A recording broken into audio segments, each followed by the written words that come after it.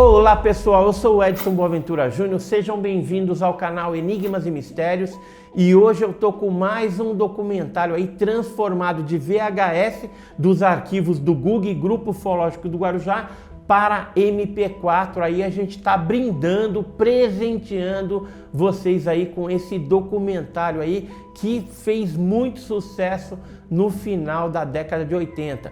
Esse documentário é de 1988, intitulado UFO Cover Up Live, e ele traz, além de muitos aspectos da ufologia, um agente também chamado Falcon, que falou a respeito de uma autópsia alienígena, na verdade uma suposta autópsia alienígena. Mas tá bem interessante aí esse vídeo, imperdível. Se você não conhece, tem que conhecer e vale a pena ver de novo, né?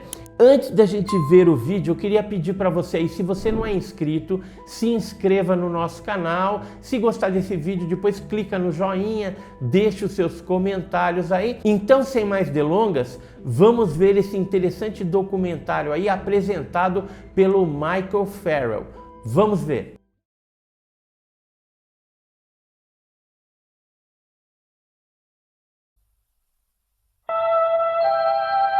I was on the way to my grandma's house about 4 years ago, and this big flash of light in the sky appeared with all different colors coming down from it, and it was like it was going to land right in front of us. And it never did. It just shot up in the air all of a sudden really fast. And it was right before Christmas time, and my mom and everyone else saw it, and we really thought it was neat. We noticed a very bright star-like object raised behind the rim of the forest. It was rising slowly at an angle in our direction. Then, when it had reached a considerable height and was right above us, we saw a flash like an explosion. Then this object turned and disappeared out of sight at tremendous speed. While the sightings in the Soviet Union are sensational, the story of Gulf Breeze will play a major role in our program tonight. We're down here in Florida, where we've assembled a whole town full of people who say they've seen the UFO that's haunted this community since last November. The fact that we are in contact with the extraterrestrials shouldn't be hidden from the people. My name is William Coleman. When I was at the Pentagon, I was Public Information Officer for Project Blue Book. Before that, I was a fighter-bomber pilot, and I saw a flying saucer. We in the Soviet Union are interested in exchanging information on UFOs and extraterrestrials. It's a very oval-shaped eyes, very narrow nose, a slit for a mouth, slits for ears, no hair on the head, kind of a bulb-shaped head.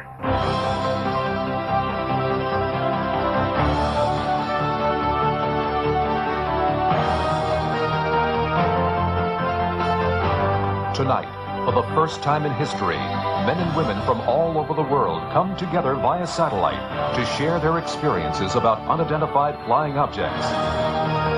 Live from the nation's capital, Washington, D.C., LBS presents, in association with Seligman Productions, UFO Cover-Up, live.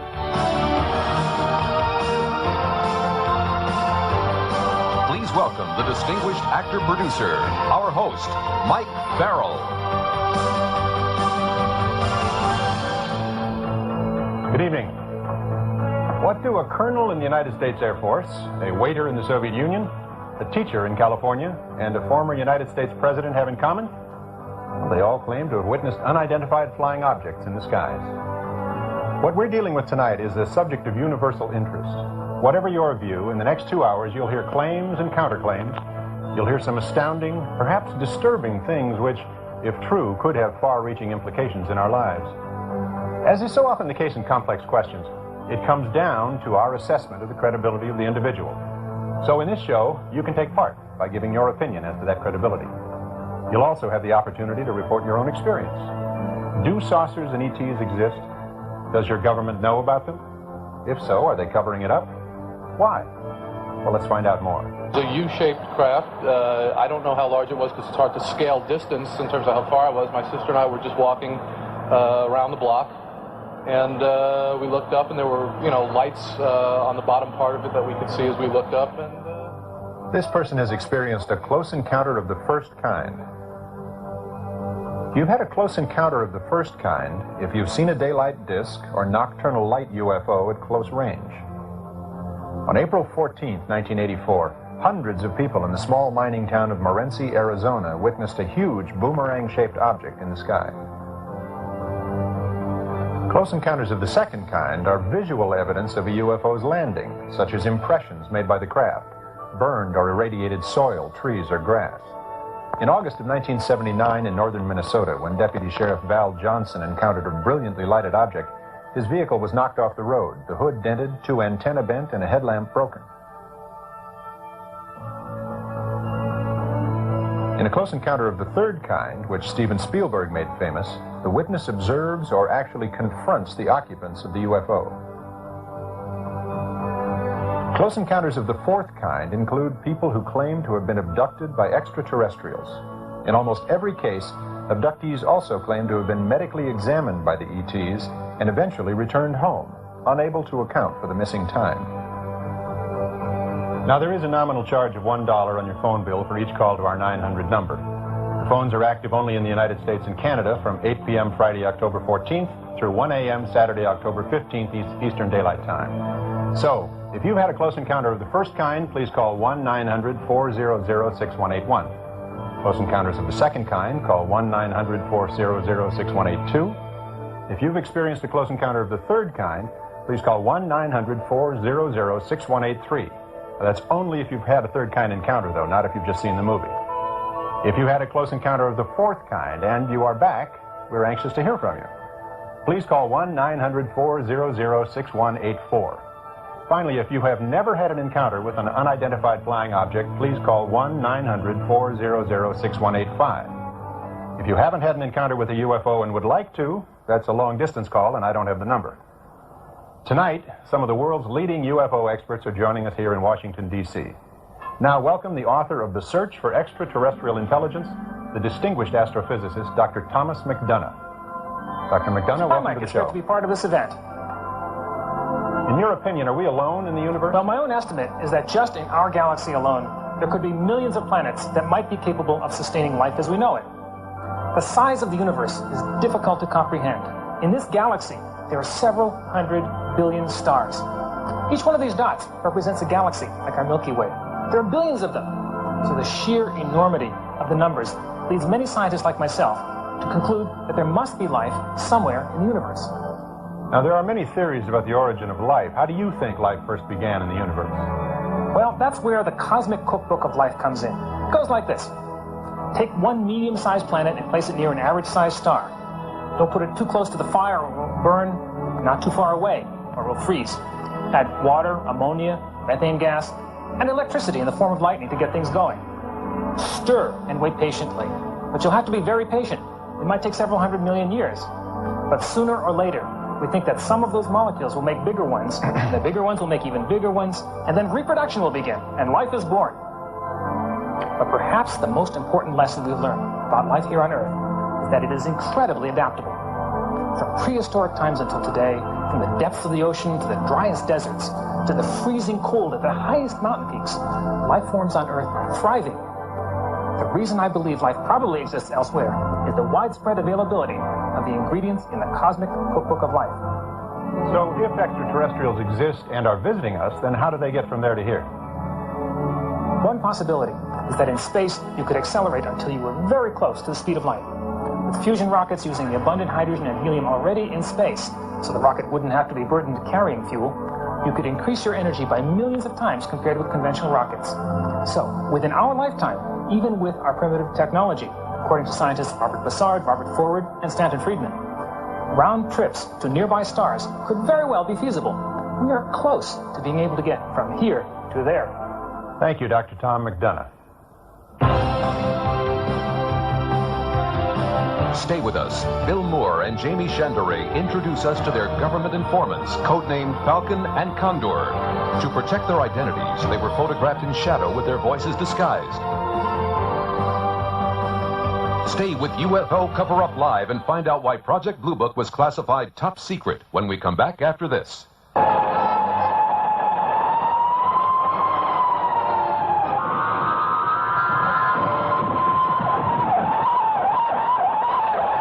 Once again, live from Washington, D.C., your host, Mike Farrell. With all the UFO sightings reported over the years in America, the logical question is, if they really exist, why don't they visit the White House? And then there they were, all of a sudden, on July 26, 1952. The Air Force tried and failed to intercept up to a dozen UFOs in the sky over the White House. The press conference 2 days later became the largest media event since the end of World War II.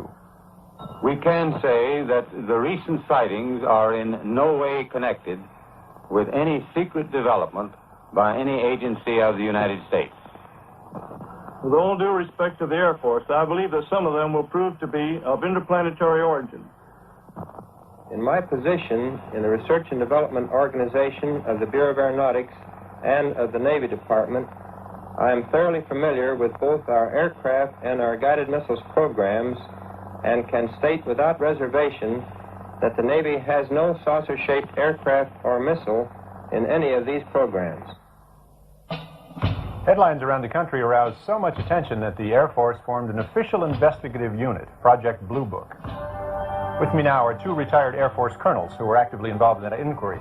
Colonel Robert Friend, who headed up Project Blue Book for 5 years, and Colonel William Coleman, a former Air Force squadron commander who was Pentagon spokesman and chief of public information for the Air Force. Colonel Friend, Colonel Coleman, welcome. Gentlemen, has the Air Force been involved with UFOs before the White House incident?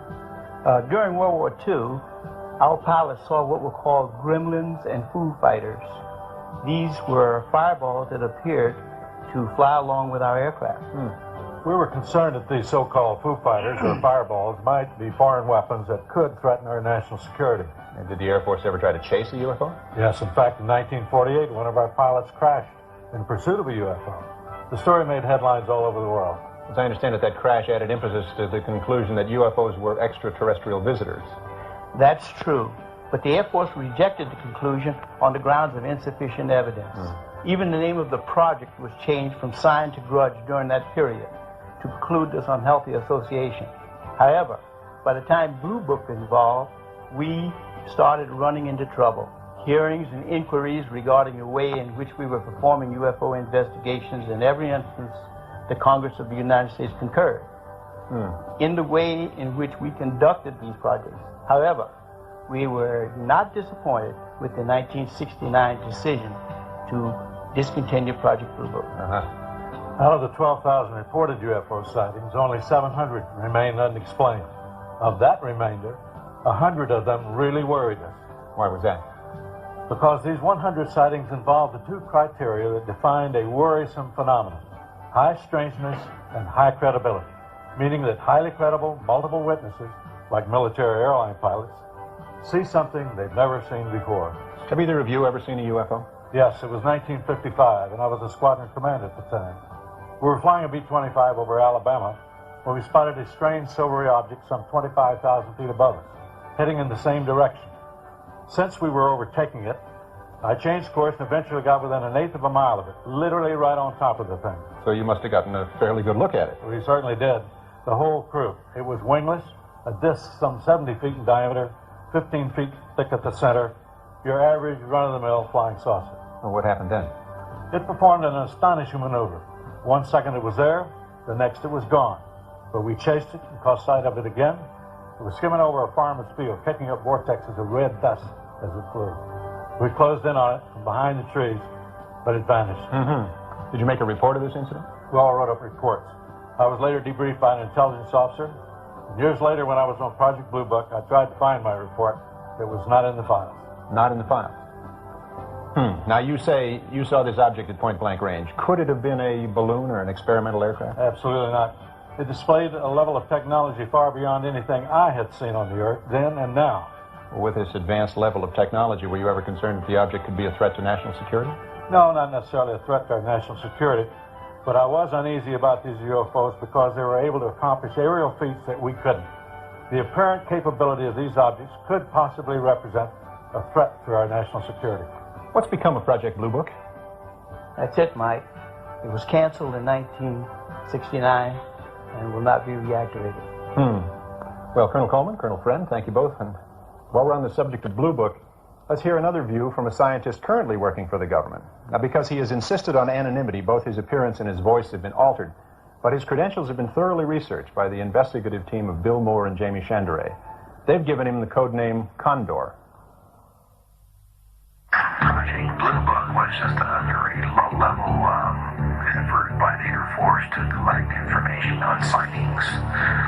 It had a very minimal staff of one officer, an NCO, a secretary, and a scientist. The interesting, most exciting reports that came into Blue Book were often siphoned off by what they call moles within the organization. Those reports were pulled out of the files and never returned and just simply sent forward. The whole effort, as far as Blue Book is concerned, was that they tried in every way they could to simply dismiss and explain away sightings. They certainly didn't want unknowns. The effort of Blue Book was to minimize the effects of these reports and to try to explain away as many as they could. And of course it worked. It worked in the fact that it closed down Project Blue Book and terminated the Air Force's involvement, official Air Force involvement, public involvement with the subject of UFOs. Of course, we know that they carried on with a covert operation after that. When Blue Book closed down, the official U.S. government position was that UFOs didn't exist, and Americans accepted this contention as fact. Or did we? Can you hear something? Hear what? I don't hear. Listen.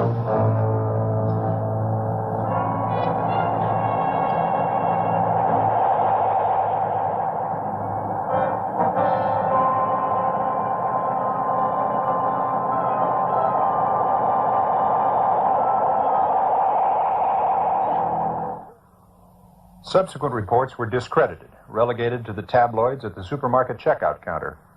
After Blue Book's final report, anyone who claimed to see a UFO was considered some kind of nut. It was a saucer. We saw it. We heard it, both of us. What more do we need to know? We have to have time to think, to evaluate this before we sound off. So most sightings go unreported, particularly sightings by aircraft pilots. Could be a satellite. Aries 31, now you have the primary target now in your 10 o'clock position, 5 miles here. I've never heard of it. The traffic is proceeding northeastbound, no altitude readout. Roger, Center. It's going to be a problem now. He's at about 1,500 feet below me. Wait a second. Stand by one. Okay, Center. Aries 31, the traffic is turned. He's heading right for my windshield. We're turning right immediately and leaving flight level 350 now. Aries 31, descend and maintain flight level 310. Great. Allegheny 444, turn right 30 degrees. Get on the order to 45th recon wing. See what the hell they could be testing up there. Aries jet descending to maintain flight level 310. Do you have any test operations in restricted area 2508?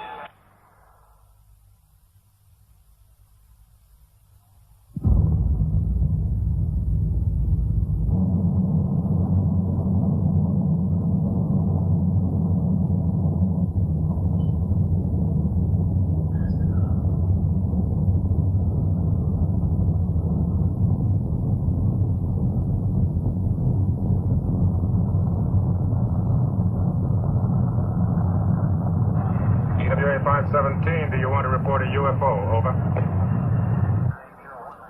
Negative. We don't want to report. Aries 31, do you wish to report a UFO? Over. Neither. We want to report one of those either. Aries 31, me neither. I'll try to track traffic to destination. Over. With me now are Dr. Richard F. Haynes and Captain Neil Daniels. Dr. Haynes, now retired, directed research and development projects at NASA's Ames Research Center for 20 years. Welcome, Dr. Haynes. Captain Daniels. Dr. Haynes, tell us about pilot sightings that you've been studying. Well, Mike, I've dealt with over 3,000 pilot cases from all over the world, including some very skeptical pilots, I might add, who have since seen a UFO and completely changed their minds and risked their reputations.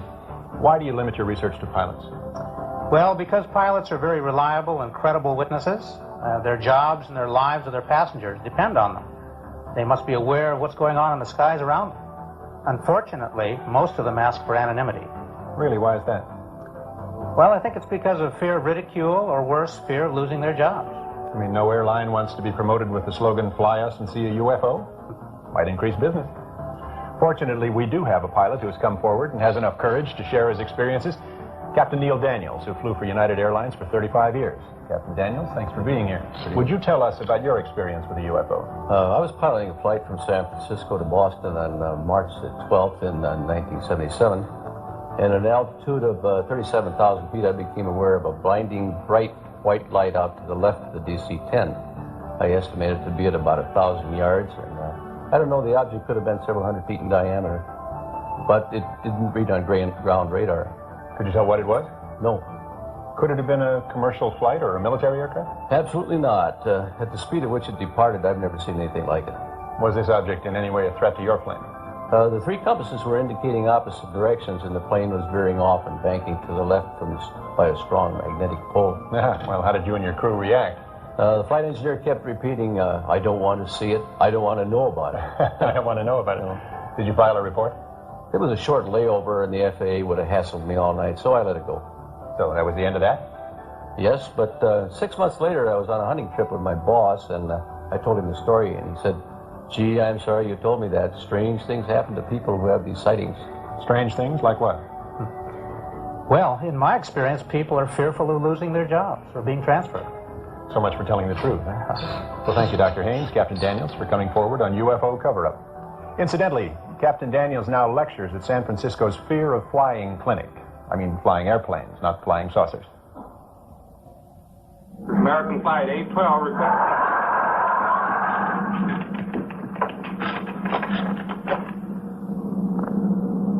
Holy mackerel. Burbank Tower to American Flight 812. Are you in trouble?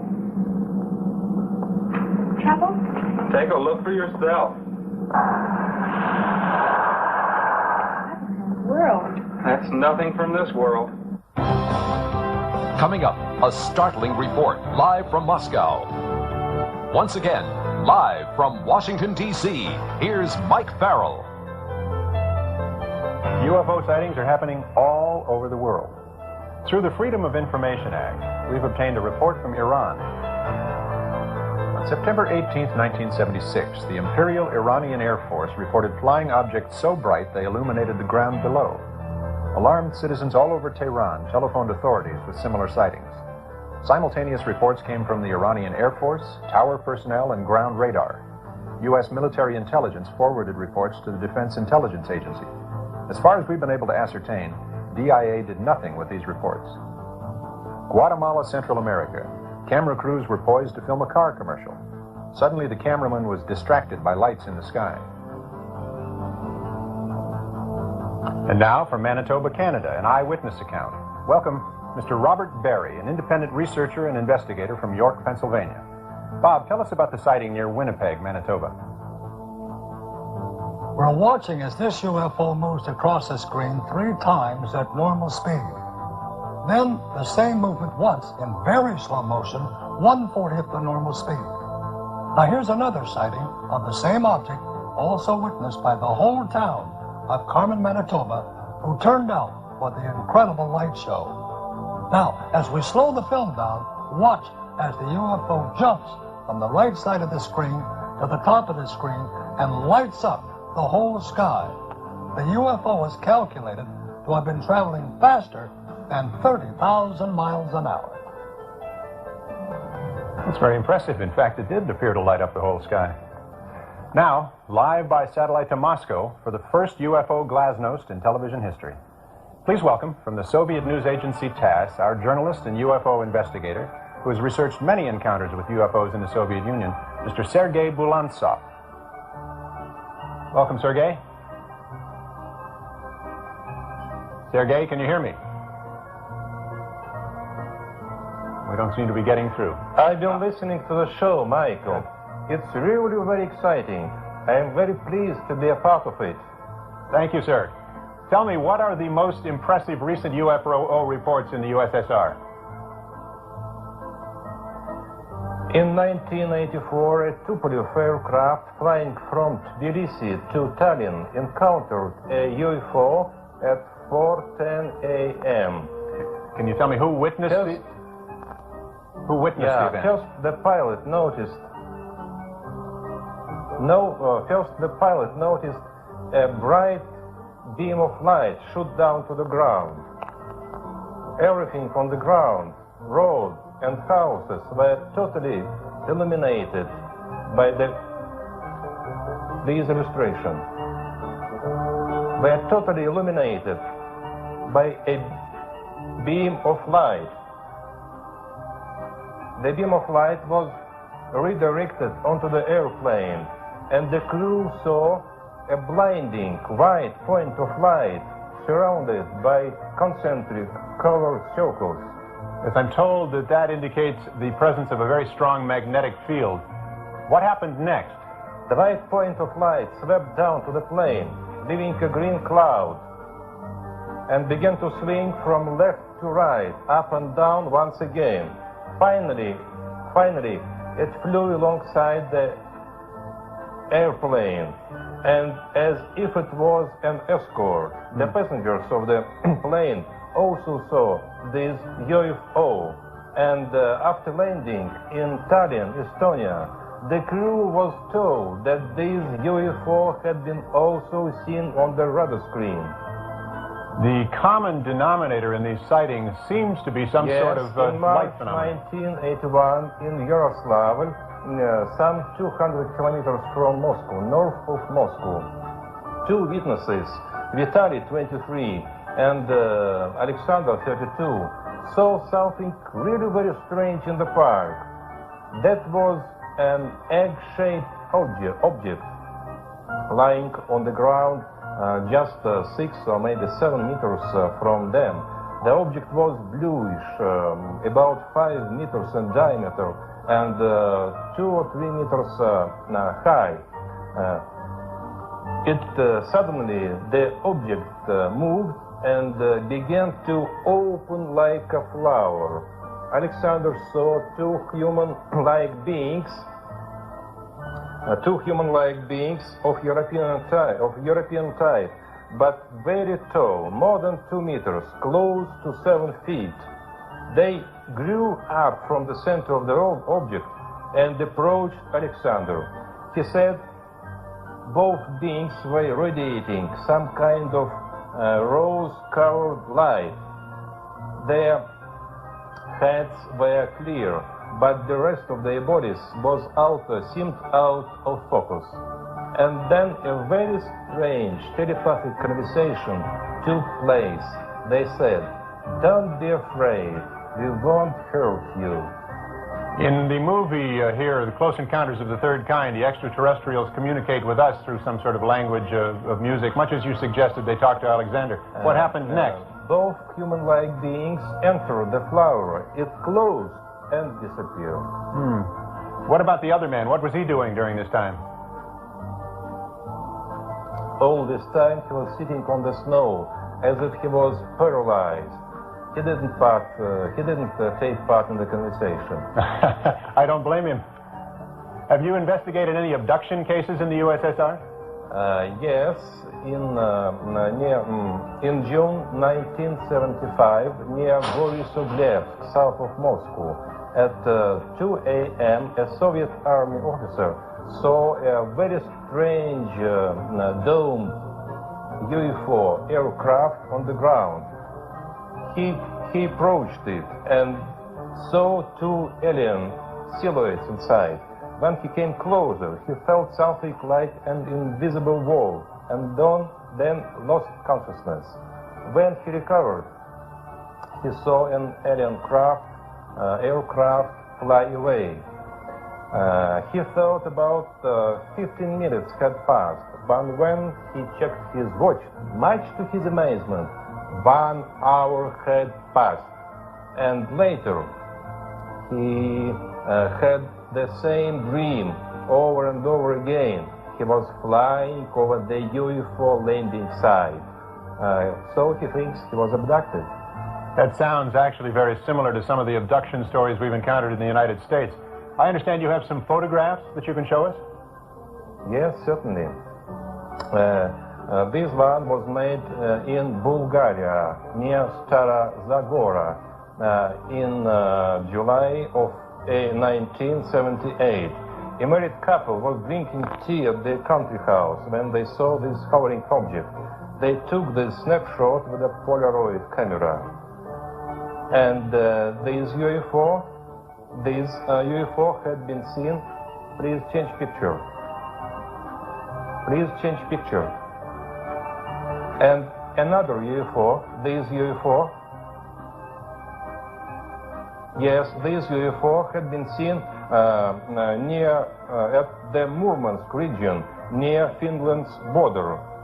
The same year, this snapshot had been reportedly made by the militia. Thank you, Sergei. Joining us now is Leonard Nikishin, Science Secretary of the Working Group Extraterrestrial Intelligence in the USSR Academy of Sciences. Mr. Nikishin, I understand that you have thousands of reports of UFO sightings in the Soviet Union. Yes. Most of them were explained later as natural events, but some were mysterious and unexplainable. I feel these are extraterrestrial probes without life as we know it. You mean unmanned space probes. Was there any official reaction to UFOs from Soviet science? Recently, most scientists here dismissed them. But now the situation is changing. Several years ago, we formed a UFO group that included many investigators, scientists, cosmonauts, technicians, writers, journalists, and so on. In 1944, in 1984, we published an announcement in several Soviet newspapers asking anyone who had had a UFO experience to contact our organization. That's interesting. We're doing the very same thing tonight. What kind of responses did you get? Considering it only appeared to us, we were amazed to receive approximately 20,000 letters. Now we are attempting to approach the UFO phenomenon in a more scientific way in our search for methods to contact with extraterrestrial intelligence. Very good. Personally, I am sure we'll meet extraterrestrial at last, maybe sooner than we think. Thank you, sir. Sergei Bulontsov, Leonard Nikishin, thank you very much for all you've done so far. Stay with us and we'll get back to you. Next, two people who have survived a close encounter with a UFO but suffered dire consequences. Stay with us.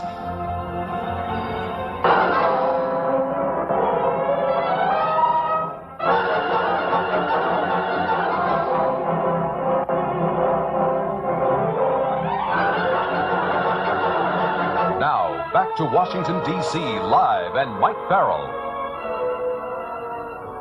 In the 1950s, America went UFO crazy. Waves of sightings were often followed by waves of hoaxes. Pranksters were busy airbrushing negatives and doing photographic cut and paste jobs. They even tossed saucepans in front of the camera and dangled hubcaps in the air. Obviously, they were just out to get publicity. George Adamski claimed direct contact with blonde-haired aliens who took him to the moon and Venus, where, he said, he took these photographs.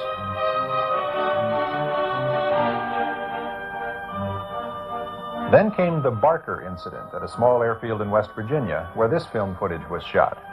This was termed the Lost Creek Flying Saucer. Many people who saw this film believed that the hanging thing you see was in fact a UFO. We'll leave it to you.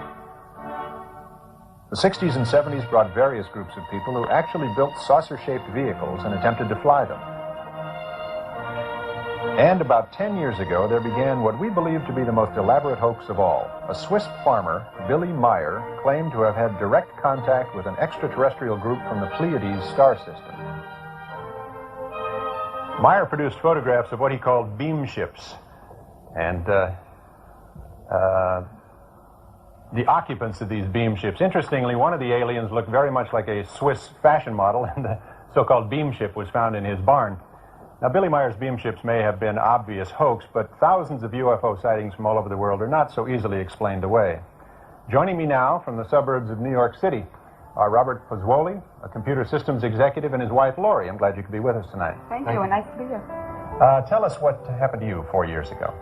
Local residents around our town of Brewster, New York, reported seeing UFOs. More than 9,000 reports came in and were always the same. Noiseless, hovering, boomerang-shaped objects approximately 150 feet from wingtip to wingtip. When we spotted it, I had my video camera and we quickly started shooting the footage you'll see. I think your comments on the tape are especially interesting. Let's look at it now. Oh, good God. I don't know. About when? I'm going to tell you something, honey. I don't know what the hell it is.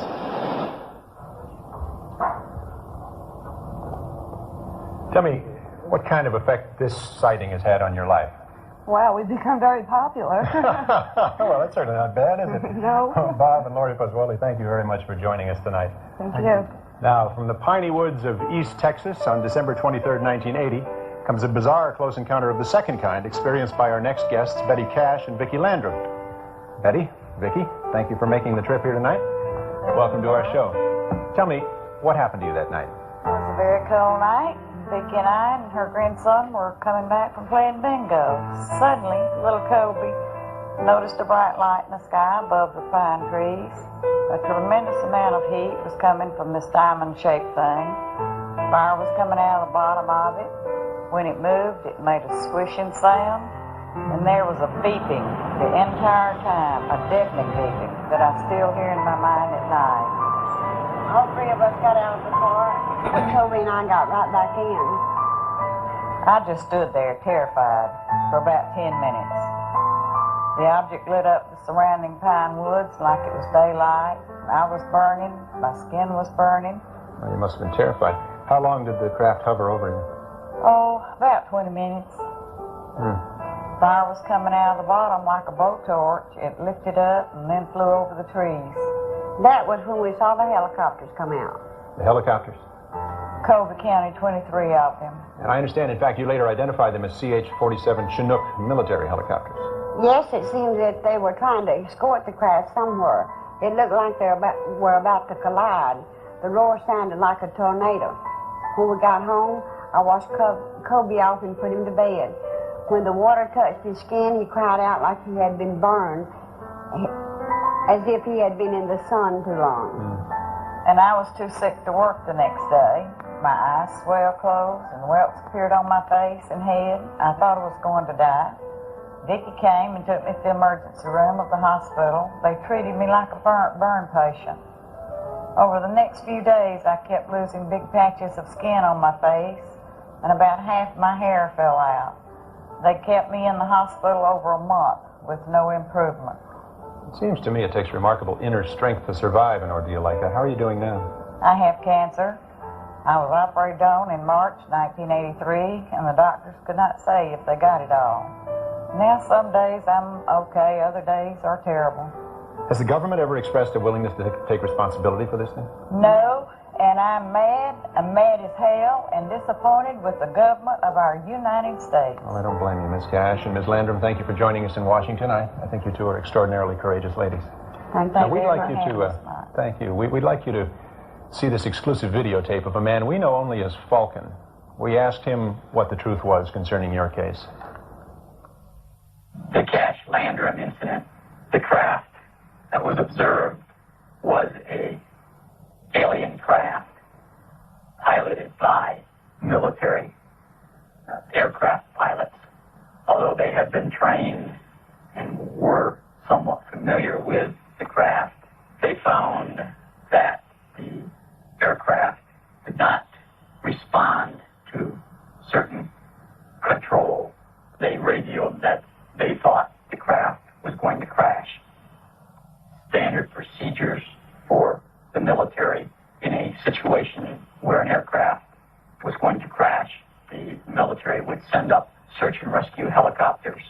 The helicopters were following the craft. The craft experienced severe problems. It was thought that the craft was going to crash. However, this craft did not crash. Here are two hypotheses. One, the UFO Betty Cash and Vicki Landrum saw was actually an aircraft developed by the United States government. Another possibility suggested by Falcon is that it was a craft given our government by extraterrestrials. Stand by for first-hand reports of abduction, close encounters of the fourth kind. Stay with UFO Cover-Up Live. Back to UFO Cover-Up Live. Rosemary Osnato, a commercial graphic artist, lives in New York City's East Village.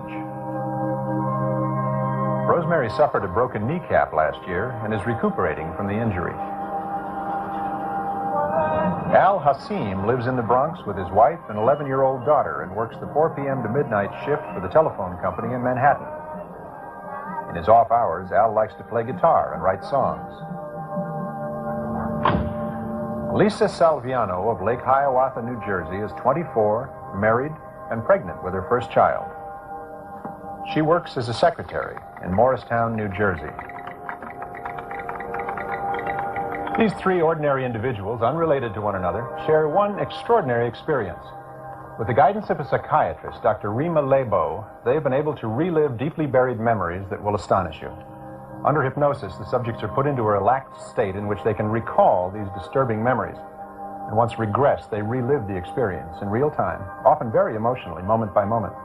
They re-experience what they went through the first time, though it may have taken place months or even years earlier. Now, please watch as we replay portions of their hypnosis session now. I could see the lights in the city, and there was this light coming over my head. Very bright, very intense light, very sharp, heavy. It was coming straight down. Kept looking to see what was on the roof. I'm trying to see what it is, and I can't see what it is. What's preventing you from seeing it? Because it's so bright, I can't look through the brightness to see what it is. I was woken up. I was sleeping. I woke up. There's something outside my window.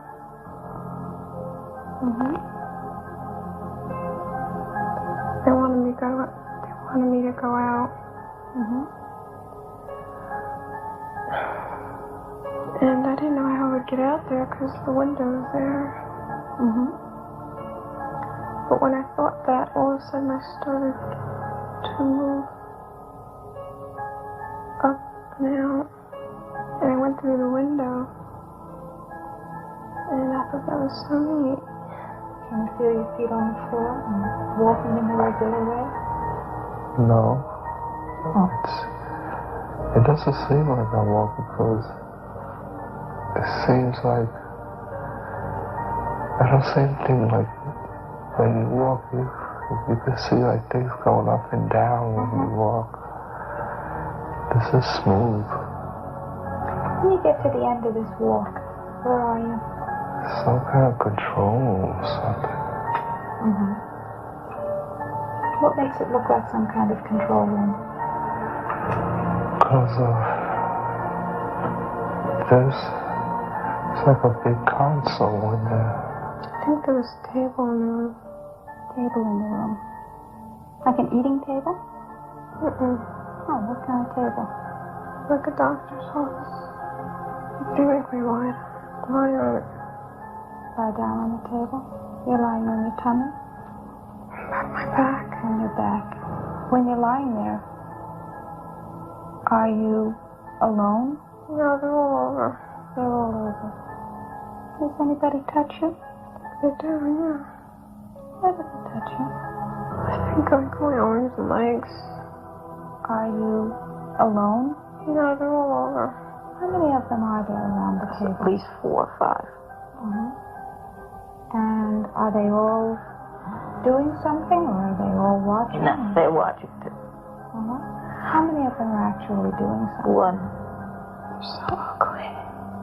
What makes them so ugly? They look mean. What makes them look mean? They don't smile. They don't smile. God, he's ugly. That is an ugly thing. Very ugly. His head looks so pathetic. His heads, they just don't look right. Their heads don't look right. They look distorted and very sickly. Its skull looks pointed in the front and larger in the back. It looks like a big insect. What makes him look like a big insect? The shape of his head. Tell me about the shape of his head. Looks like a football. His eyes are very black, slanted, and sort of wrinkled around the edges, around the eyes, are sort of like lizard eyes in a way. Big black eyes. Big black eyes. Do they have pupils? Whole eyes black. What color eyes does he have? They look like they're black. With us now is the noted psychiatrist Dr. Rima Lebeau and the best-selling author and researcher Bud Hopkins. Dr. Lebeau. Bud is the author of 2 books, Intruders and Missing Time, a documented study of abductions. Thank you both for coming to Washington to see us. Dr. Lebeau, you've done studies of UFO abductees who have been hypnotically regressed. Can you tell us about it? Psychiatrists are trained to recognize emotional trauma and to treat it, not to evaluate whether aliens exist. Many of these patients are sensitive, sane people who have in common only the belief that they've been abducted and they're frightened by what happened to them. They don't want fame, money, or publicity, only relief from hidden, painful memories. Now, skeptics question the use of hypnosis. However, careful examination of the material shows its usefulness in these traumatic situations. They also say that abduction reports are the products of overly rich fantasy lives. If that were the case, the report should be as diverse as people's dreams. Instead, we find striking similarities in accounts from all kinds of people, from all walks of life. Post-traumatic stress disorder does not occur unless there has been external trauma, like that some Vietnam vets and assault victims or rape victims experience. But many abductees show the serious and disabling effects of helplessness and violation. With proper treatment, these symptoms can be relieved. Bud Hopkins, must everyone who claims to have been abducted be hypnotized? Absolutely not necessarily at all. In about 25% of the cases, there is no memory loss at all. In the other 75%, the loss of memory seems to have happened because their abductors put them in something like a hypnotic trance state. I see. So a counter trance is helpful to get them to remember the abduction experience. But what makes reports of abduction believable? Essentially the commonalities in these accounts, a cluster of similar recollections in cases I've had from all over the world, all the continents of the world. And I've studied hundreds of cases that people notice a period of missing time which they cannot explain. There's a lot of fear and terror, sometimes about a remembered place.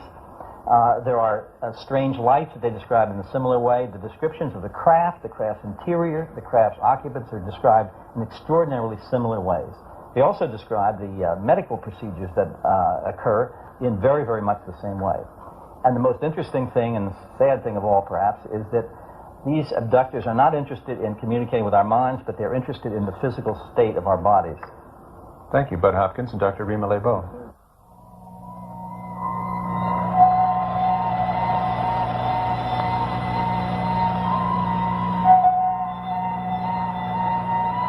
Come.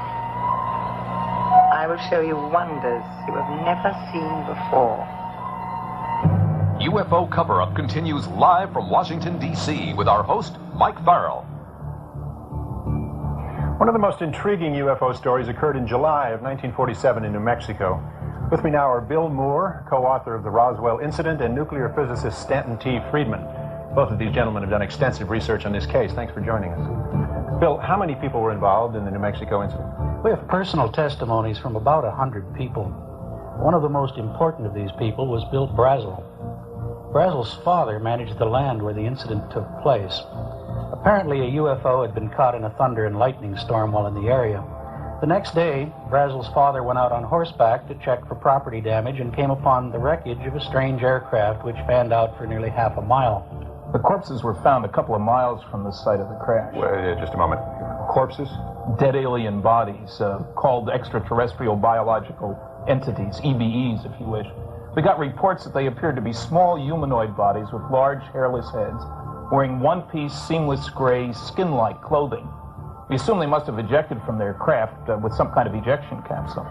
The Air Force came and recovered the bodies and took them away for autopsies. Gentlemen, autopsies, EBEs, this is rather unsettling information. Level with us. What do we know to be fact? We know these are the facts. A very strange spacecraft exploded. Pieces of the craft were recovered. Several bodies were found and removed along with the wreckage. We can prove the story was covered up very quickly at the highest level and given a classification above top secret. Flying saucers are real, period. First person sent by the Air Force to investigate the crash site and to take care of the wreckage was a Major Jesse Marcel. Let's meet his son, Dr. Jesse Marcel, who was 12 years old at the time and, needless to say, has never forgotten that incident. Welcome, Dr. Marcel. Nice to see you. Jesse. Phil. Jesse. Doctor, tell us, if you will, about the night your dad came home from that crash site. My father came home with his car loaded with debris after investigating the crash site. He brought the material into the house where he, my mother, and I sorted through the stuff. Among the litter was a foil-like sheathing alloy. It was metallic, and it looked like the skin of an aircraft, but it was unlike anything I had ever seen. Also, there was an I-beam about 1 foot to 1.5 foot in length, about 1/2 inch across. The inner surface had hieroglyphic-like symbols on it, like Egyptian symbols, as I recall them. And what was the Air Force's explanation of all this? The explanation was that a weather balloon had crashed. Did your father think it was a weather balloon? Anything but. I believe the meaning behind his words was that he suspected there might have been some kind of cover-up. What happened to all this debris you've described? Well, the debris which had been removed was never seen again. It was taken from your house? To Carswell Air Force Base in Fort Worth, Texas. Now, Dr. Marcel, you've examined the material firsthand. You've had a long time to think about it. What is your assessment of the Roswell incident? I held the material in my hand. It was not from this Earth or this universe, or in this universe. That's what I think. We're not alone. Thank you, gentlemen. Okay. Now, if this story is true, then we have to rethink the government's role in the history of UFOs. The government, in fact, may have had the answer in their hands over 40 years ago. The United States Air Force has played a major role in America's attitude toward unidentified flying objects. Here's another account of how the Air Force dealt with such phenomena. With me is author and filmmaker Robert Emenegger and former security manager and chief of requirements for the audiovisual program at Norton Air Force Base, Paul Schartle.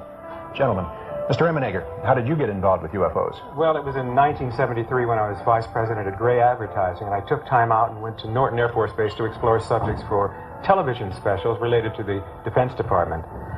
While discussing several of the subjects, UFOs came up, and Paul here told us about a film of a landing of alien crafts at Holloman Air Force Base about 3 years earlier. What did you see, Mr. Schartle? I saw footage of 3 dish-shaped crafts. One of the craft landed and 2 of them went away. Why did it land? It appeared to be in trouble because it oscillated all the way down to the ground. However, it did land on 3 pods. A sliding door opened, a ramp was extended, and out came 3 aliens. What did they look like? Well, they were human-sized. They had odd gray complexion and a pronounced nose. They wore tight-fitting jumpsuits, thin headdresses that appeared to be communication devices, and in their hands they held a translator, I was told. A Holloman base commander and other Air Force officers went out to meet me. Now, you actually saw these aliens on the film? Yes. This film footage sounded very, very special, and we wanted to use it as the ending of our television special. Did you? Was it in your special? Well, although the Pentagon had been very, very cooperative all the way, at the last minute the film was confiscated and we lost the whole finale of our show. But what I saw and heard was enough to convince me that, the phenomenon of UFOs is real, very real. Mr. Schartle, what did your superior officers tell you? I was told it was theatrical footage the Air Force has purchased to make a training film. Well, that sounds plausible, doesn't it? Well, if it were a theatrical film, why didn't I have a record of this? It was my job to keep accurate records of all audiovisual purchases. Is there any other reason that you feel this was not a theatrical film? Yes, it was too real. The people who were shooting that day were Air Force personnel. Lucky for us, the day they were shooting, they were doing an acceleration test. Well, it's too bad we couldn't get that footage from the Air Force.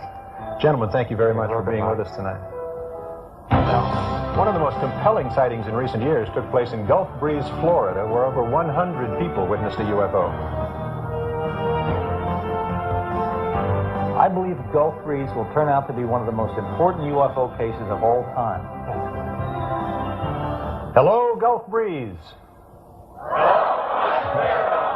Now, back to Mike Farrell and UFO Cover-Up Live from Washington, D.C.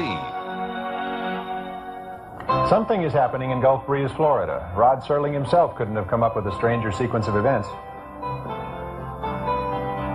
Gulf Breeze is a beautiful, affluent community of 6,000 on a peninsula near Pensacola, Florida. It is here, on a quiet residential street, that a person known to us only as Ed spotted a strange object floating above his house. November 11th, 1987.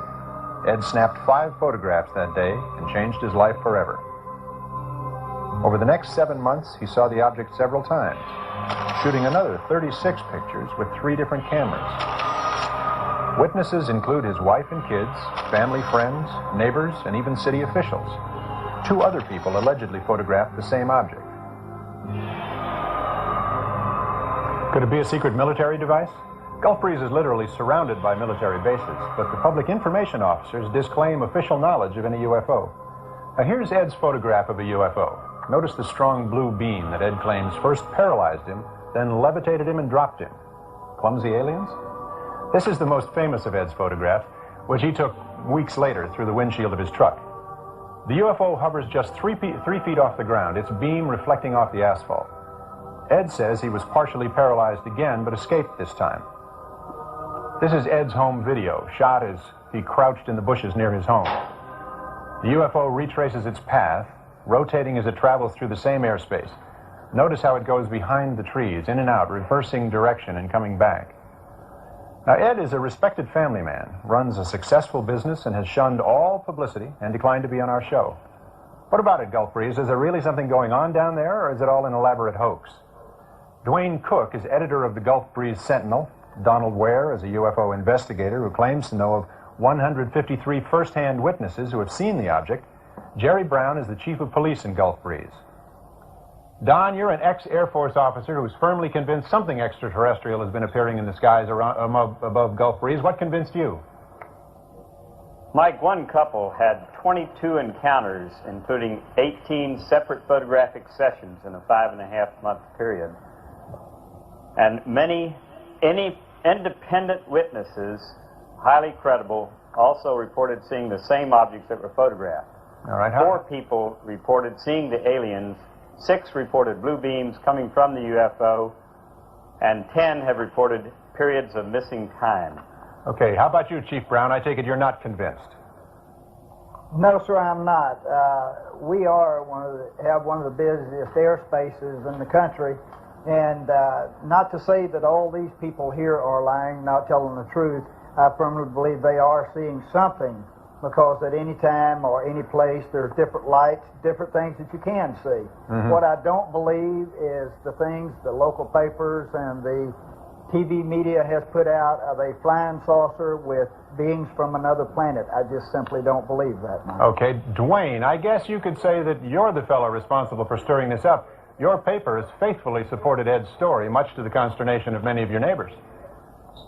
Well, I guess you could say we have stirred it up, Mike, but I really can't say I'm aware of any too much consternation. Most of Gulf Breeze really believes Ed's photographs and his story, just like they believe the 100+ other witnesses that have seen it, most of which are here tonight. Reporter Mark Curtis in Pensacola has followed the saga of the Gulf Breeze UFO from the very beginning. What were your initial thoughts? Mike, I was amazed at the detail and clarity of these photographs, but I was very skeptical. So we brought in some photographic experts to look at them, and none have been able to tell that these pictures are fakes. Also, Ed has taken 2 lie detector tests and passed them both. Aside from the picture, though, this is the story of the witnesses and the people. Charlie Summerby and his wife Doris saw this object last November. Charlie, if you could tell us what you saw. Well, it was right after the sunset over East Bay, we saw this circular object. It was bluish-gray in color, and with light shining out through portholes. And the really amazing thing was, there was no sound. Jesse and Alice Bertram, please join us. Jesse is a youngster here. He was playing with a friend last December. Tell us what you saw. We were climbing a tree, and we saw a blackish-white object, and it was moving. Then it disappeared. We ran behind the Gulf Breeze Elementary School, and then we saw it moving again, then it disappeared. Mrs. Bertram, what did you do? Did you believe these youngsters when they told you this? No, I didn't. I'm a skeptic anyway. But I had them sit down at different ends of the table and draw what they saw, and the pictures were identical, and they matched what were in the newspaper. One of the most interesting sightings came from Jeff Thompson. Jeff, if you join us and tell us what you saw in the morning during the daylight on November 11th. It was November 11th at 8:10 in the morning. A UFO came within 400 feet of me at treetop level. I noticed 2 military jets were following it about 2 air miles. The UFO shot up at a 45-degree angle and waited for the jets to approach a little closer, and then in an instant it just shot straight up. What happened to the jets, and are you sure they're military jets? Yeah, they're military jets, I believe out of Eglin, because around here we just have the red and white Navy training jets. And they just, the military jets just kind of curved over the bay and went on back towards Eglin. This may just be the tip of the iceberg. How many people in this room tonight have seen a UFO? Raise your hands, please. Wow. There you have it, Washington. Okay, well, you keep watching Gulf Breeze because you'll find this next thing interesting. UFO cover-up worked closely with 2 of the nation's leading experts in photographic analysis in an attempt to shed some light on the photographs taken by the man called Ed. Dr. Robert Nathan has been with the Jet Propulsion Laboratory for 16 years. During that time, he's exposed many UFO photos as hoaxes. Our staff gave Dr. Nathan several of the negatives in the hope that his advanced techniques in computer enhancement would shed some light on the controversy. I'm not too comfortable with the Gulf Breeze photographs. I feel that many of these images are double exposure photographs. The craft in many of these images seems to be a different focus, that they're either more sharply focused or fuzzier than the surrounding background objects. The spacecraft appears to be rather bright. It's as if there is some kind of external light shining on it. The situation that would arise if the craft were in a room at an earlier time with room light shining from all directions. It seems that in quite a few of these pictures, the very top and bottom of the spacecraft are very sharply cut off, whereas the rest of the image is rather fuzzy, giving me the feeling that there was some kind of cut and paste onto some surface. It appears that with every photograph where this object appears, that it's against a relatively uniformly dark background, the kind that you need for double exposure. When you add 2 images together, you get the intensities added, and even though the portholes, if that's what they are, appear rather dark, they're never darker than the background sky. I've been chasing UFO sightings for over 30 years. I would have liked to have said differently, but I'm afraid the Gulf Breeze photographs just don't check out. Thank you, Dr. Nathan. Now, to make things perfectly clear, a man who takes a completely different view is Dr. Bruce Maccabee, an optical physicist working for the U.S. Navy who has explained many UFO photos in the past. Dr. Maccabee, you've spent hundreds of hours studying these images, and you've come to the conclusion that there's no hoax involved in this case. Is that correct? Yes, Mike. Dr. Nathan has studied only a few of the photographs. I, on the other hand, have analyzed all the photographic evidence, which includes stereo photos that allowed me to calculate the distance and size of the UFO. I have also analyzed the videotape. I have asked myself, if the photographic evidence were a hoax, how was it done? I have considered many methods for creating trick photos. Each method can leave a characteristic flaw within a photo. And I have searched for such flaws. For example, I have looked above each UFO to see if there's a fine line indicating it was suspended by a string. I have looked below each image to see if there is any indication it was resting on a table or a post. I have looked for reflections in glass, double exposures, and photographic montages. I have found that none of these methods have been used. Therefore, after many, many hours of analysis, I have found nothing in the photos which could refute the sighting reports. My opinion is that the photos are genuine and these crafts are not from here, unless there's some race other than the human race operating them. Thank you, Dr. Maccabee, for your analysis. Well, you've seen the evidence and heard some conflicting opinions. What do you? Next, what is MJ-12? And another live report on UFOs from Moscow. From the seat of our government, Washington, D.C., UFO Cover-Up Live. Earlier in the show, we met Bill Moore. Joining us now is Jamie Chandere, a television producer and director. Both began regular contacts with government agents regarding UFOs 6 years ago and amassed an enormous quantity of information about the government's UFO program. Welcome, gentlemen. Bill, tell us how you first got involved. I got a phone call after appearing on a radio show from a man who said, "You're the only person we've heard talk about this subject who seems to know what he's talking about." He convinced me that he was a government intelligence agent and wanted to begin disseminating some information about UFOs to the public. The man Bill is referring to is Falcon, whom we've seen in shadow to protect his identity. That's right. I didn't think that I could handle it all alone. The volume of material I was getting from Falcon was rather mind-boggling, so I got together with Jamie. And we joined forces in June of 1982, and Falcon told us about MJ-12. MJ-12 functions as a policy-making group relating to extraterrestrial activities and contacts and UFO activities within the United States. They make the policy, obtain presidential approval, and then field activities implement the policies. How did you acquire the MJ-12 documents? Well, they were mailed to me in a plain brown envelope, which contained President Truman's executive order establishing MJ-12 and the briefing document to President-elect Eisenhower, informing him of the 1947 crash in Roswell, New Mexico, and the recovery of alien bodies. Now then, there were follow-up postcards, Ethiopian picture postcards mailed from New Zealand with puzzles and riddles. Right, the puzzles were clues. For example, for a stylish look, shop Suitland. This led us to the National Repository in Suitland, Maryland, where we discovered the existence of top-secret documents and filed a Freedom of Information request, which led us further to the Cutler-Twining document. Now, all of our meetings with Falcon were secret. Now, wait, gentlemen. Riddles, postcards, secret meetings, code words. Didn't you suspect somebody was pulling your leg? Well, we always looked for a hoax, but within every clue, there was always some verifiable fact. So you were able to verify MJ-12?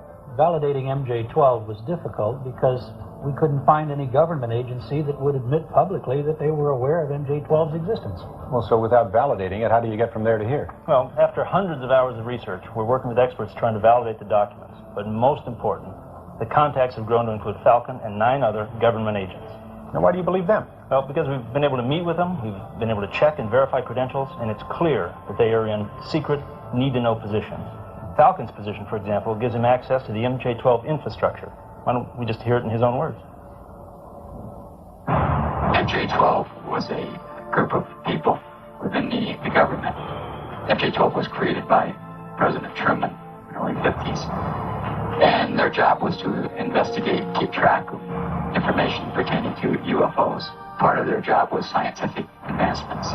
But their primary purpose was to keep track of the information coming in on UFOs and to analyze the information, both scientifically and in a way that would advance our technology. There are government officials and elected officials that are automatically briefed on the existence of the MJ-12 activities. These officials include the President, the Vice President, as elected officials, the Director of Central Intelligence, and the Director of the National Security Agency. The MJ-12 policy is headquartered at the Naval Observatory in Washington, D.C. The United States Navy has the primary operational responsibilities of field activities relating to the MJ-12 policies.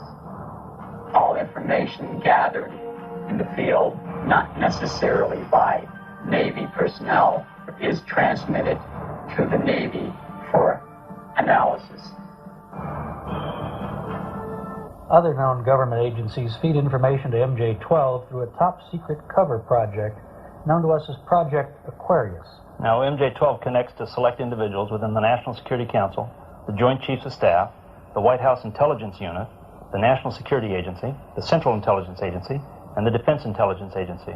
The research is conducted, the data classified and cataloged, all under the umbrella of strictest national security. The MJ-12 table of organization created by Moore and Chanderet purports to give us an understanding of a complex intragovernmental chain of command existing solely to oversee, organize, and administer the data on UFOs and ETs. Gentlemen, thank you very much. Thank you. When we come back, Falcon and Condor's stunning revelations on the existence of extraterrestrial aliens. Stay with us. Astonishing account of alien corpses found in the desert. Next on UFO Cover-Up Live. What Bill Moore and Jamie Chanderet's source, Falcon, told us about aliens will astonish you. LBS Communications and Seligman Productions makes no claim in favor of or against the truth and accuracy of this material.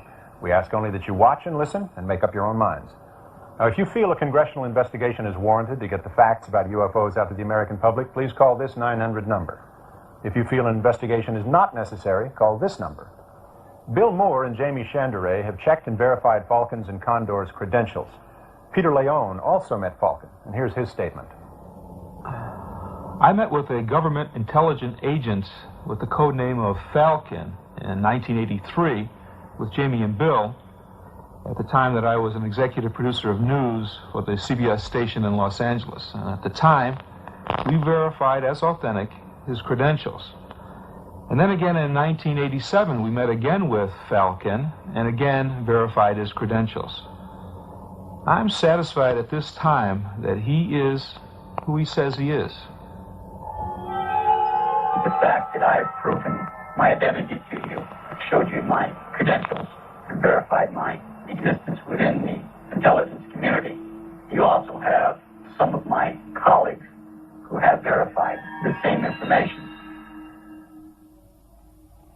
We asked Falcon where he found out so much about extraterrestrial biological entities, or EBEs. This book, or called the Bible within the MJ-12 community, contains historically everything that occurred from the Truman era up through the three aliens being gifts to the United States government, technological data gathered from the aliens, medical history gathered from dead aliens that were found in the desert, autopsy information gathered from dead aliens found in the deserts, and information obtained from the extraterrestrials regarding their social structure and their information pertaining to the universe. Was there an additional source of information?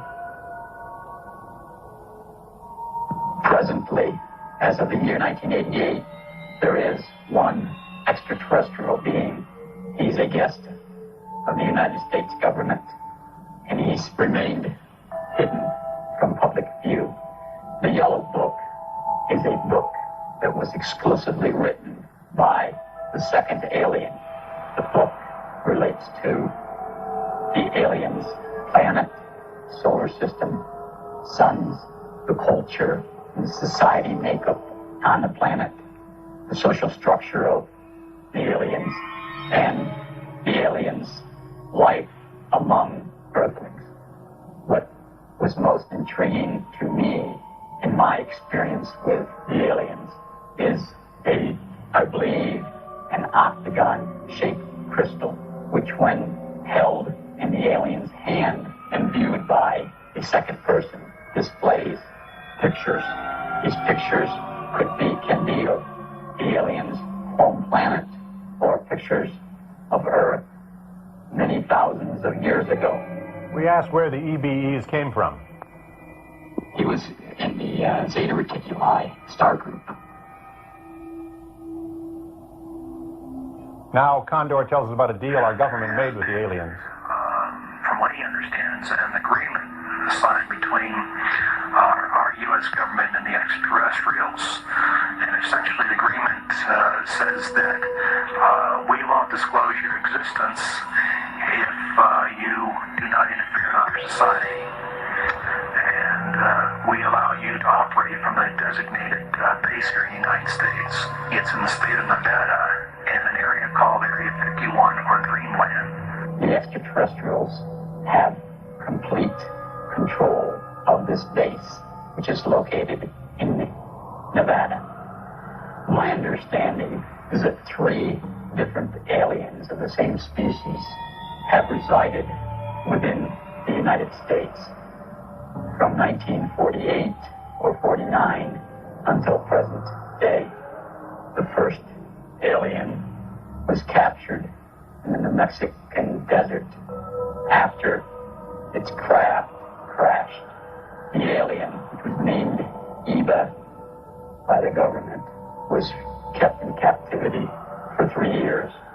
We learned a great deal of information about the aliens' race, culture, and spacecraft. The second alien was a part of an exchange program. I don't recall what year that alien visited. The third alien was also part of an exchange program and has been a guest of the United States government since 1982. We asked what they looked like, you know, a run-of-the-mill EB.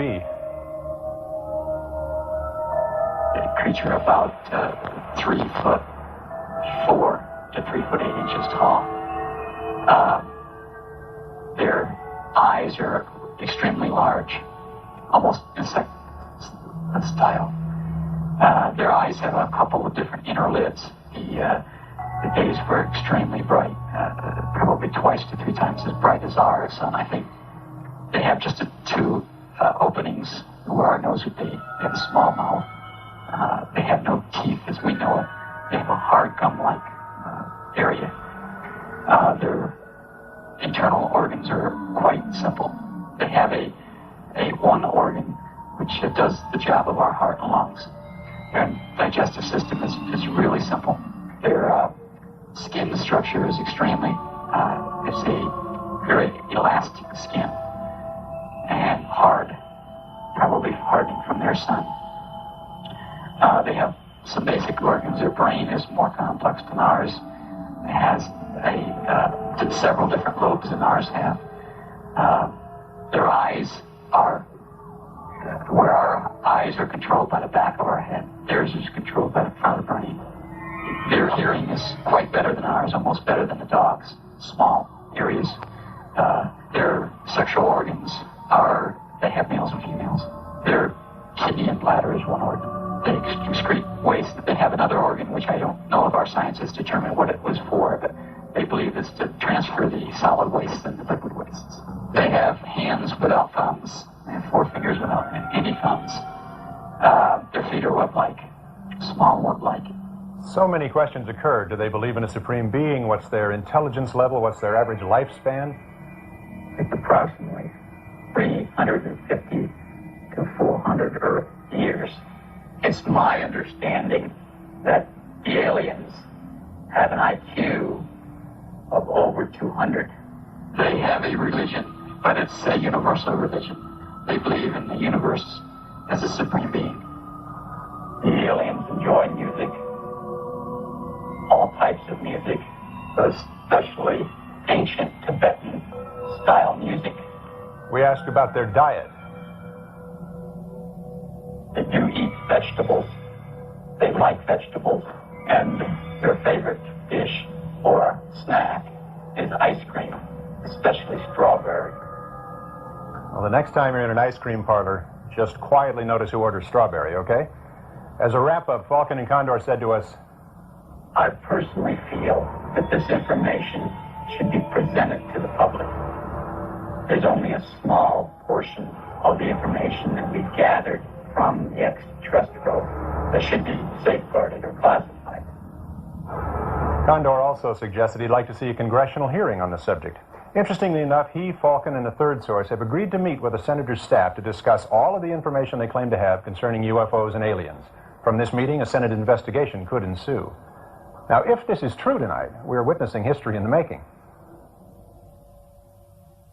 A startling new revelation live from the USSR right after this. Stay with UFO Cover-Up.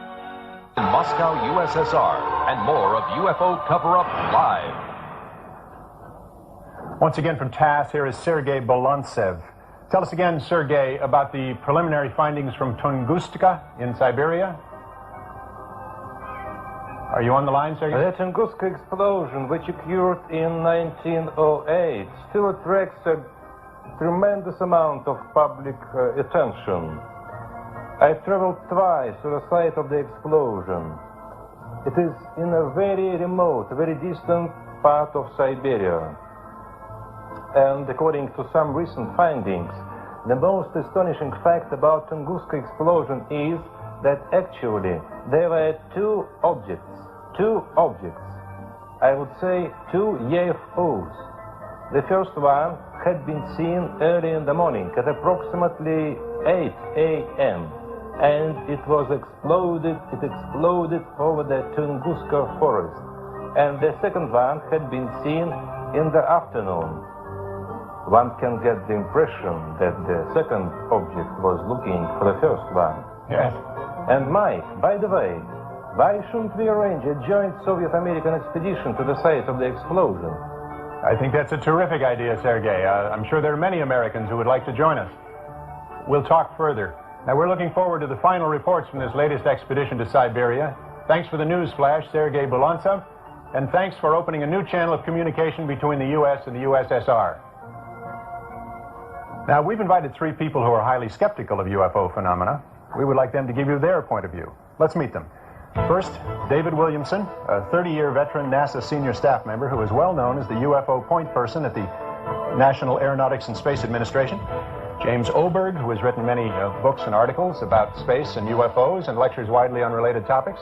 And finally, Dr. Herbert Spiegel, who heads the Columbia College of Physicians and Surgeons postgraduate program in hypnosis and is the author of the book Trance and Treatment, The Clinical Uses of Hypnosis. Gentlemen, thank you for being here. Dr. Spiegel, you're the expert in hypnosis. What do you think of the technique of hypnotic regression? Well, the hypnosis is accurately regarded as controlled imagination, which includes misperceptions as well. Now, what you can do with hypnosis is to intensify the memories that we have, but that also includes our inner feelings as well as our memories with the original distortions in the first place. But hypnosis does not at all enhance the accuracy of the original perception in the first place. Does not? Does not. The question of commonalities, does that mean anything? It's simply because we know that in our forensic work that too many misperceptions occur in the first place. I see. And if you now intensify it with the vivid recall of hypnosis, then all you do is exaggerating what you already started off with as a misperception. All right, sir. Mr. Williamson, what does NASA's point man on UFOs have to say in response to the material you've seen? Sort of interesting. The official NASA position has been for 11 years that we will analyze legitimate material physically available to us, given us quick claims so that we can cut it apart and so forth. Mm-hmm. In those 11 years, we haven't had any physical evidence. What you're dealing with here seems to be a phenomenon, very real, since Ezekiel all the way to Florida. Yes. But it is not a physical phenomenon that you can measure, that you can put your hands on, that you can bring to the laboratory. I don't know what it is. It's obviously real. You can have some hoaxes, quite a lot of hoaxes, as you saw tonight. But you also have a lot of people who know that they have felt something, experienced something. We don't know what it is. Keep an open mind and wait for physical evidence is probably the best scientific advice you can get. In the meantime, look for ways to measure this thing. Very good. Mr. Oberg, what do you think about the evidence you've seen tonight? Well, it's a fascinating material, Mike. The most interesting part is that the material as it was put together left out an awful lot as well. Material within the UFO community itself, with a lot of controversy and skepticism among UFO believers about the MJ-12 material, about Gulf Breeze as an example. I'm glad to see that the Russians were brought into this because that really underscores what I think is happening in a lot of these reports, which is that people will see and interpret things in the sky as they interpret them, and many times the government doesn't really mind that UFOs are seen as flying saucers. The cases discussed tonight, particularly the first case from the airliner, 1984, at 4:10 a.m., turns out to have been, it was seen by other people outside of Russia as well, a military rocket test up in the area of Plesetsk, which was a secret space center. This happened so many times in the Soviet Union, they released official scientific reports from the Academy of Sciences claiming that things that people see, which happen to be weapons tests, space weapons tests, for example, are UFOs. So to call them flying saucers and to present that point of view is actually to take part in the cover-up of their true nature, which is in some ways a very ironic feature. Now, in terms of whether or not these are real UFOs, whether or not the MJ-12 stories, which seem to change every time we hear them from Falcon, are true, I'm afraid we don't have a 900 number. But I suggest people go out and buy strawberry ice cream. If it's all gone, maybe the UFO guy will go away. Great. Thank you very much, gentlemen, for being here. Since we went on the air 2 hours ago, calls have been coming in from all over the country claiming to have experienced close encounters with UFOs. Here are the results. Of the people that called in, 20% they said they had never had a UFO experience. Of those who claim to have had a close encounter of the first kind, do I have a number? 66% claim to have had a UFO experience of the close encounter of the first kind. Close encounter of the second kind, 5% make that claim. And 3% claim to have had a close encounter of the third kind. That's perfect. Close encounters of the fourth kind, 6%. Thus far in the program, we've had how many percent of our callers calling for a congressional investigation? 87% saying yes, congressional investigation. No, 13%. Thomas Jefferson said the government must never lie to the people. After all the sightings, observations, and testimonies presented here tonight, we are left with the uneasy question, has our government been lying to us about UFOs? Are extraterrestrials here? Does our government have UFOs hidden away in a warehouse? Or is it just some sort of misunderstanding? Or perhaps, is it all a hoax? A sci-fi fantasy in the minds of overzealous space fans? Could the government of the United States, the citadel of the free world, have covered up the most significant event of the 20th century? Is that logical? You be the judge. What does our future hold? What technological breakthroughs can we expect? Let's look at the last decade. Computers that filled whole rooms now fit in your shirt pocket. Transmitters that once were the size of a bread box are now the size of a bee. Now, let's look at today. Holographic images, CD and optical disc players created by the laser. We can send more information through a single weightless beam like this in 1 second than Edison could send in 5 days through 1,000 tons of copper wire. Suppose someday, instead of pictures, we could transmit the life code that makes you you. Beam your DNA, the personal blueprint of your essence, to some distant star. Scientific reality? No. Speculation. But speculation can work. We speculated on something besides walking. We came up with the car. We speculated about flying. We went to the moon. But this evening, we're speculating about them, the extraterrestrials, not us. Not our technology, but theirs. Perhaps the future holds this promise for us. Perhaps we're not alone.